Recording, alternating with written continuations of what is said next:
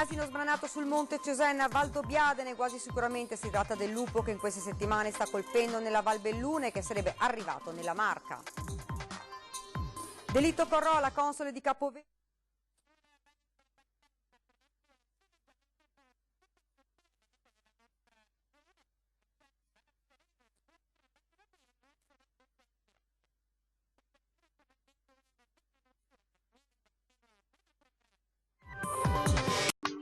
Nella Val Belluna che sarebbe arrivato nella Marca.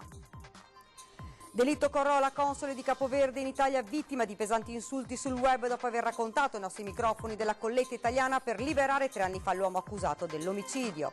Fiamme ieri sera a Castelfranco, devastata la Carosello, un'azienda di cartellonistica, l'allarme lanciato da una pattuglia dei carabinieri ha evitato che le fiamme si propagassero nell'intera area produttiva.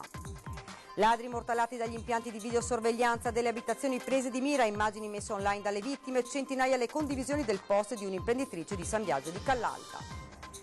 In casa aveva 2 serre artigianali, quasi 16 kg di marijuana, arrestati dai carabinieri un artigiano e un'operaia di Fonte.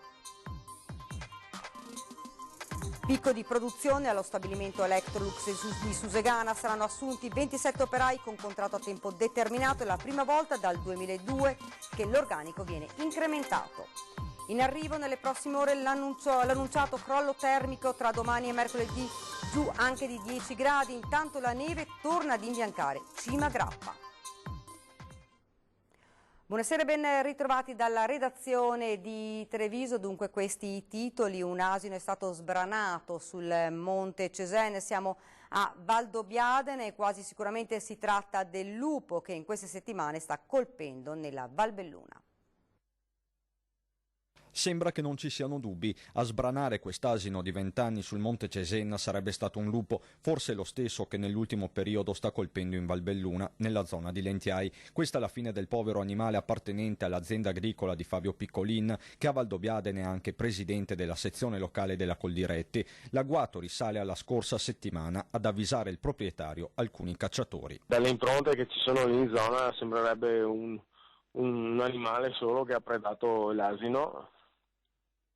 E adesso stiamo facendo tutte le constatazioni, ma dovrebbe essere un lupo, insomma.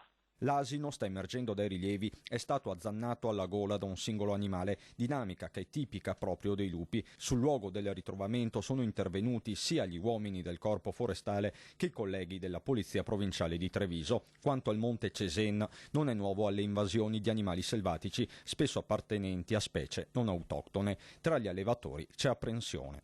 Diciamo che in questi anni tra i cinghiali che hanno ribaltato tutti i prati pascoli e adesso il lupo che per facilità prende le prede, diciamo gli animali domestici, siamo un po' preoccupati. Ecco, so che anche le maghe su in cima mi dicono che sono un po' terrorizzate tante volte a portare su gli animali. Ed ora torniamo a parlare del delitto Corrò. In queste ore è stata avviata una raccolta a fondi per aiutare i figli a far rientrare il corpo della donna in Italia. Intanto emergono nuovi particolari. La stessa console di Capoverde in Italia è stata vittima di pesanti insulti online dopo aver rilasciato delle dichiarazioni ai nostri microfoni.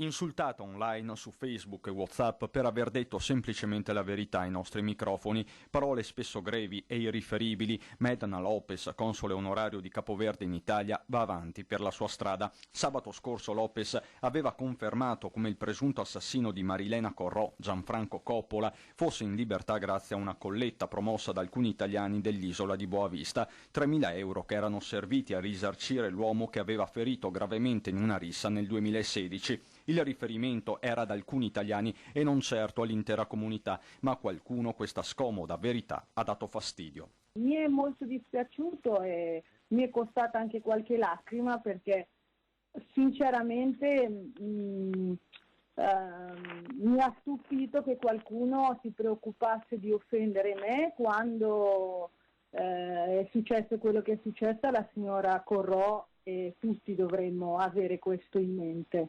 Ma online non c'è solo odio, nelle ultime ore infatti è stata avviata anche una raccolta fondi per sostenere i figli di Marilena per il rientro della salma nella sua Treviso, già superata la quota dei 2.000 euro. È poi emerso come la donna si sentisse minacciata da tempo, mettendo addirittura una catena alla porta della sua stanza. Aveva paura di quell'uomo e delle sue reazioni e proprio per paura aveva scelto di non denunciare. Continuiamo con la cronaca. Fiamme ieri sera a Castelfranco, devastata la ditta Carosello e solo l'allarme lanciato da una pattuglia dei carabinieri ha evitato che dal rogo di un'azienda si passasse al disastro dell'intera area produttiva. Castelfranco, Bassano, Cittadella e Treviso sono giunti subito sul posto. In realtà, se vedete alle mie spalle, si tratta di una struttura circa di 200-300 metri quadri, però il fatto che le squadre siano arrivate subito hanno permesso di salvare tutto il resto della struttura che vedete dietro, che è una struttura molto ampia. L'allarme immediato di una pattuglia dei carabinieri durante un controllo di routine nella zona e il pronto intervento dei vigili del fuoco ha evitato che da una singola attività le fiamme si propagassero al resto della struttura di via Sile a Salvatronda di Castelfranco. Incendio scoppiato nella serata di domenica all'interno della Carosello, azienda che realizza pannelli pubblicitari utilizzando prevalentemente materie plastiche. Un intervento durato oltre 3 ore. Un po' di materiale infiammabile come vedete alle mie spalle. Il vero problema è che stava piovendo e che abbiamo dovuto lavorare in condizioni abbastanza difficili. Abbiamo visto anche una bombola portata fuori. Sì, una bombola e anche quel furgone là che è alle tue spalle, sì. Ingenti i danni per l'attività, mentre nella mattinata sono susseguiti i sopralluoghi con speciali attrezzature per determinare il punto di innesco e se ci sia stata la presenza di acceleranti, anche se al momento si esclude il dolo. Stiamo cercando di capire da dove può essere partito l'incendio, ma stiamo solo facendo le prime verifiche insieme con i carabinieri di Castelfranco. Il pronto intervento ha impedito il peggio? Assolutamente sì, altrimenti eravamo qua a spegnere tutto il resto della struttura. In realtà c'è una buona compartimentazione, per cui l'arrivo veloce delle squadre di vigili del fuoco hanno permesso di chiudere l'intervento su questi 200 metri quadri di materiale. Ladri immortalati dagli impianti di videosorveglianza delle abitazioni prese di mira, immagini messe online dalle vittime, centinaia le condivisioni del post di un'imprenditrice di San Biagio di Callalta. I ladri quando vogliono entrare in casa tua entrano e basta. Lo sfogo amaro affidato ai social di un'imprenditrice di San Biagio di Callalta, titolare di una palestra a Olmi, che in rete pubblica i fotogrammi dei malviventi entrati di notte nella sua proprietà. Li si vede sul tetto, correre in giardino, li si osserva sgattaiolare in casa. Felpe con il cappuccio alzato in testa, torcia elettrica in bocca, in pugno, arnesi da scasso. Chiudi bene porte e finestre a casa tua e pensi di essere al sicuro. No, non sei al sicuro. Metti vetro antisfondamento e porte blindate e pensi di essere al sicuro? No, non sei al sicuro. Metti un ottimo allarme, telecamere, ti connetti col servizio di sicurezza e pensi di essere al sicuro? No, non sei al sicuro, si sfoga l'imprenditrice, che diffonde le immagini sperando in testimonianze da riferire ai carabinieri. Un post con centinaia di condivisioni e visualizzazioni, che sconcerta e fa infuriare chi questa esperienza l'ha già vissuta e chi teme di doverla prima o poi affrontare. Sensazioni simili da un video che arriva invece da Roncade, dove il ladro, indisturbato, si avvicina all'abitazione e come prima cosa devia verso l'alto l'occhio della telecamera, rendendolo inefficace. Cronache di incursioni continue in cui le vittime sfidano apertamente i malviventi, un atto di ribellione verso un fenomeno che preoccupa e indigna. In casa avevano 2 serre artigianali, quasi 16 kg di marijuana, arrestati un 48enne artigiano e un'operaia di 49 anni di Fonte. Nelle stanze dell'appartamento avevano organizzato vere e proprie serre. Il blitz dei carabinieri è scattato per contrastare la diffusione della marijuana tra giovanissimi. Così, dopo una serie di indagini, gli investigatori sono arrivati ad una coppia residente a Fonte. Lui artigiano pregiudicato di 48 anni, lei operaia di 49 anni. Una volta in casa, i militari hanno subito sentito il forte odore della marijuana. Immediata la perquisizione, sono state trovate 20 piante coltivate in 2 serre artigianali con tanto di sofisticati impianti di aerazione, illuminazione e riscaldamento attraverso lampade LED fuoriescenti. In totale i carabinieri hanno sequestrato quasi 16 kg di marijuana. Era la coppia che riforniva buona parte del mercato clandestino delle zone dell'Asolano e della Castellana. I 2 sono stati arrestati per detenzione e produzione di sostanze stupefacenti. Un gruppo di 27 operai generici con contratto a tempo determinato di 3 mesi prenderanno servizio nello stabilimento Electrolux Italia di Susegana il prossimo 9 dicembre ed è la prima volta dal 2002, secondo le organizzazioni sindacali, che l'organico dell'impianto trevigiano della multinazionale del Bianco viene incrementato e ne assunti si aggiungeranno altri 3 dipendenti in distacco della sede di Solaro, e tutto questo per un sopraggiunto picco di produzione che dovrebbe portare a sfondare gli 800.000 frigoriferi attesi per il 2019.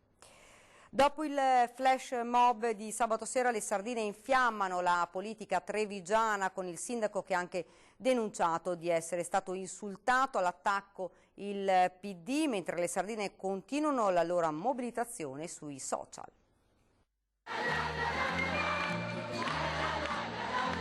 Come primo effetto, le sardine hanno già spaccato la politica trevigiana, divisa tra scettici e sostenitori. Nella prima categoria il sindaco Mario Conte, che su Facebook ha denunciato pubblicamente di essere stato insultato da alcuni partecipanti al flash mob che sabato sera in piazza Borsa ha portato qualche migliaio di trevigiani, 5.000 secondo gli organizzatori. Conte non boccia l'iniziativa in sé, ma dà un consiglio alle sardine. Io credo che se il Movimento delle Sardine vuole avere il risultato al quale puntano, devono comunque liberarsi anche di tutti quegli squali del Partito Democratico che sono andati in piazza solo per fotografarsi e cercare di cavalcare questa nuova onda che è stata fatta nascere da questi ragazzi. E proprio il PD risponde a stretto giro di posta. Ci fa sorridere, non era una manifestazione del Partito Democratico, era una manifestazione di tanti cittadini. Se il sindaco è un po' un sindaco re sole, diciamo così, che pensa che tutti i trevigiani girino attorno a lui, mi dispiace deluderlo, i motivi della manifestazione erano altri e non è stato insultato. In mezzo il presidente Zaia, che prende atto della mobilitazione. Io penso che in democrazia tutti possano andare in piazza a manifestare, protestare, e lo fanno nel rispetto delle regole. E le regole sono il rispetto degli interlocutori e delle controparti, punto. Le piazze sono di tutti. Sullo sfondo della polemica politica resta una piazza gremita, senza bandiere e simboli di partito, fatta per lo più di canti. Certo, lo slogan scelto, quel Treviso non si lega, è comunque un messaggio chiaro. Treviso non si lega! Sicuramente dopo stasera è una città che ha un nuovo modo di essere raccontata e non solo più il racconto di una delle città dove più queste politiche di odio e di insulti e di populismo sono insidiate. Nel frattempo le sardine trevigiane continueranno la mobilitazione online. Ed ora ad Asolo, dove c'è un po' di preoccupazione per la rivoluzione viaria che arriverà con il nuovo anno. Adesso faccio una raccolta firme che avevo già fatta anni fa, perché mi, vecchia, non posso portare un quintale di carta in piazza. E questo è solo uno dei tanti risvolti negativi della rivoluzione viaria ad Asolo. Nella città di Cento Orizzonti dal 7 gennaio chiuderà via Browning, tagliando sostanzialmente in due il centro storico ai veicoli. Blinderanno 2,5 metri di altezza perché la sicurezza, ma i lavori per 3 mesi, perché dovranno ripristinare l'acquedotto che abbiamo avuto nell'ultimo anno quasi 6 rotture, quindi devono veramente ripristinarlo, la fognatura e anche tutto il metano, il gas metano. 3 mesi difficili che non tutti accettano. Si gemati, basta, non dico altro. Ecco, perché noi poi chiudono la strada per 3 mesi. Per la cronaca lei è Antonia Raselli, 93 anni, ultima erede della famiglia Bolasco, che con determinazione ha donato il famoso parco di Castelfranco all'Università di Padova e con la stessa ostinazione ora chiede al sindaco una soluzione ai disagi. Poi c'è Gabriella Sanvido, altro volto storico dell'Asolo al servizio dei turisti, che dice la sua. Non lo so cosa succede, è solo che siamo tutti d'accordo che se fanno bene, fanno male, quanto durano 3 mesi, 4 mesi, non si sa, tutto là insomma. Insomma, un altro regalo per il Natale da gestire per il sindaco Mauro Migliorini, alle prese in questi giorni anche con la guerra delle opposizioni che non vogliono un ufficio stampa per il comune. Insomma, atmosfera calda in città, anche se poi, come sempre ad Asolo, quando si va al caffè tutto si sdrammatizza. Mai che vada, lavoriamo via Manco, ecco. Ed ora andiamo invece a San Biagio di Callalta, dove una via è diventata inaccessibile a camion e ai mezzi di soccorso. È un anno che questa stradina è stata ristretta. La causa è un ponte che si trova poco più avanti, che avrebbe problemi di staticità. Il comune di San Biagio ha così deciso, per evitare il pericolo di un eventuale cedimento della struttura, di rendere la via inaccessibile ai mezzi pesanti. Da circa un anno stiamo interloquendo con l'amministrazione sia di San Biagio di Callalta che di Breda di Piave, perché le competenze evidentemente si accavallano, per cercare di trovare una soluzione che sia idonea a consentire il traffico, a consentire il transito sul ponte da parte della proprietà. Fino ad ora nessuna soluzione è stata trovata ed il disagio per i titolari dell'azienda è sempre più grave. Non si tratta di un'attività, di una proprietà privata, ma si tratta di, oltre ad essere una proprietà privata, di un'azienda agricola, quindi un'attività che deve movimentare merci di una certa portata, che attraverso questa restrizione del ponticello non riesce a transitare. Con il comune si era pensato ad un percorso alternativo, ma ad oggi, ci spiega l'avvocato, non è stato trovato nulla. Vogliamo cercare di essere il più possibile collaborativi, però è anche lecito aspettarsi una risposta concreta in termini di fattibilità dell'opera. Fra l'altro, lungo la via abitano anche persone anziane, se ci fossero problemi non sarebbe facile raggiungere le case nemmeno con le ambulanze. Lo stesso vale per i mezzi dei vigili del fuoco, visto che si tratta di un'area golenale e quindi maggiormente a rischio. I residenti chiedono ai comuni interessati una risposta alle loro richieste. Ed ora ci fermiamo per una piccola pausa pubblicitaria, rimanete con noi.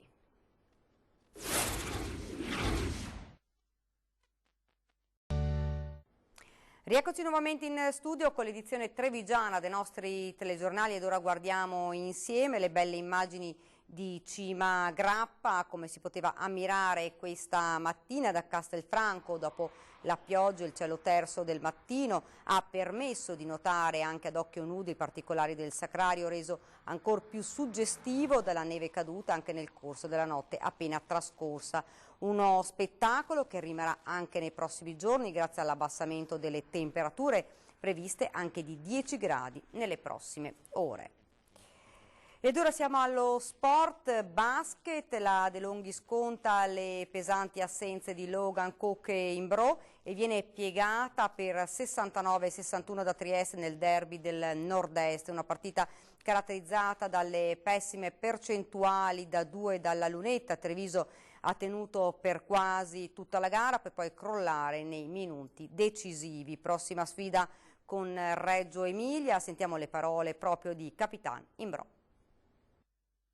Soprattutto negli ultimi minuti, verso 3 minuti finali, siamo stati poco lucidi magari in attacco e abbiamo perso confidenza in difesa, quindi questo è stato, diciamo, quello che ci ha fatto perdere la partita. Alla fine c'è stato un calo di attenzione nelle piccole cose, i piccoli errori ti puniscono, però ormai è andata, cercheremo di analizzarla in settimana e poi basta, penseremo alla prossima. Domani cominceremo a pensare, recuperando magari gli infortunati e le energie, a Reggio Emilia, che è una squadra tosta e niente, ci alleneremo in settimana per vedere i nostri errori e migliorare.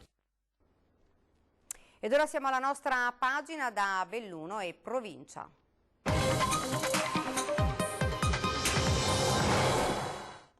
Anziana ottantenne maltrattata fisicamente e psicologicamente dalla figliastra badante, arrestata dalla polizia a Belluno dopo la segnalazione dei vicini di casa, il video shock delle vessazioni.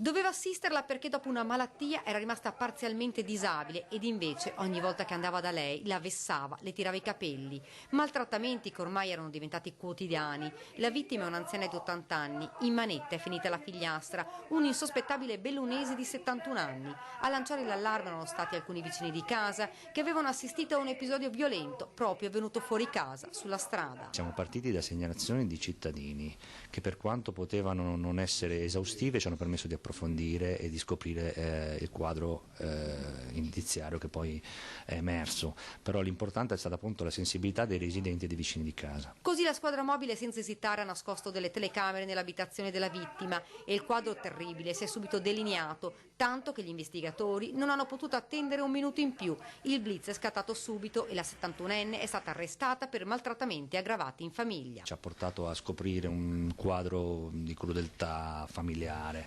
conversazioni che partivano da schiaffi, insulti continui, tazzine riversate in testa e tirate di capelli, e quindi per interrompere l'attività criminosa siamo intervenuti non appena avevamo acquisito i riscontri necessari. Il GIP ha convalidato l'arresto della donna e l'ha rimessa a piede libero con l'obbligo di stare lontana almeno 100 metri dalla matrigna, che è stata portata in ospedale con lievi lesioni al volto e alla schiena.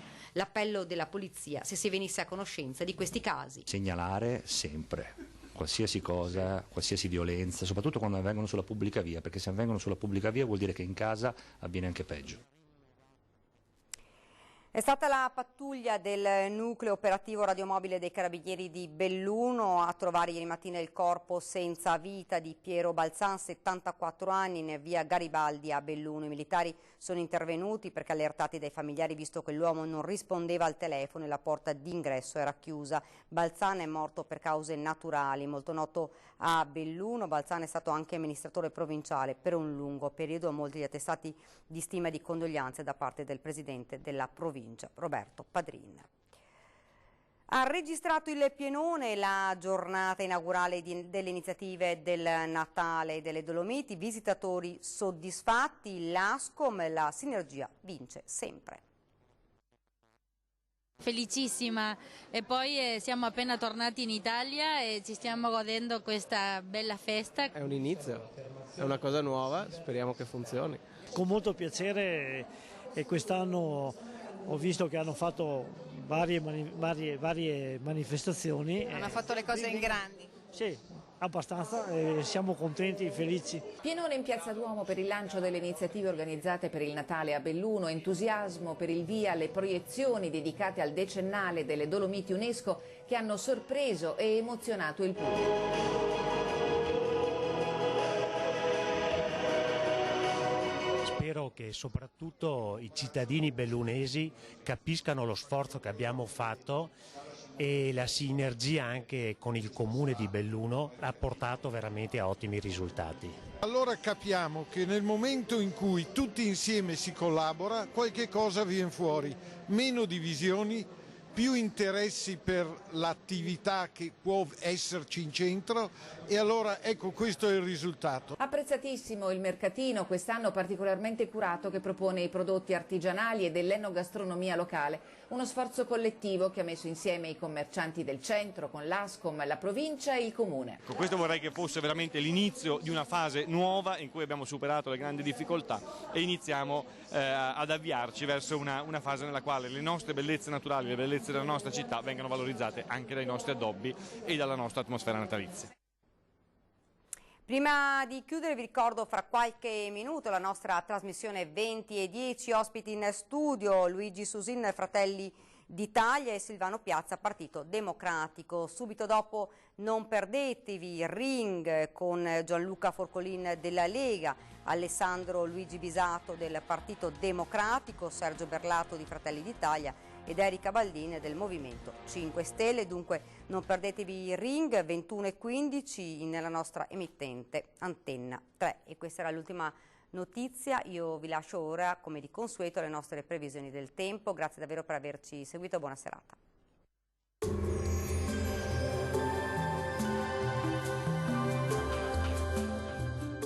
Tonus Laboratorio del Piede, centro altamente specializzato nella costruzione di plantari su misura, dedica nuove tecnologie di rilevazione dei carichi posturali per dare voce alla filosofia di benessere che lo caratterizza. Bentrovati al meteo. Tempo stabile ma correnti più fredde in arrivo dalla Russia faranno calare notevolmente le temperature. Vediamo dunque il dettaglio di martedì 3 dicembre. Sul Veneto bel tempo con ampio soleggiamento su tutti i settori della nostra regione. Il cielo sarà sereno e sgombro da nubi, non sono infatti attese piogge particolarmente degne di nota. Temperature in diminuzione con minime fino a -3 gradi sul bellunese, fino a 4 gradi in pianura, massime comprese invece tra 5 e 9 gradi. Stessa situazione anche sul Friuli Venezia Giulia, con sole prevalente e cielo sereno un po' dappertutto. Temperature minime tra 1 e 5 gradi, massime comprese invece tra 8 e 9 gradi. Poche novità sul Trentino Alto Adige, dove sarà ampiamente soleggiato ovunque, il cielo sarà sereno o al massimo poco nuvoloso un po' su tutti i settori. Temperature minime intorno a -3 gradi, massime tra 6 e 7 gradi.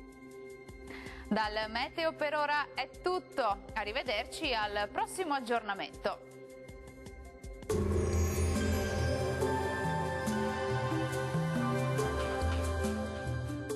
Tonus è il miglior negozio di calzature moda comoda. Qui troverete il più vasto assortimento di calzature Fratelli Tomasi, eleganza e comodità, perché camminare è vivere.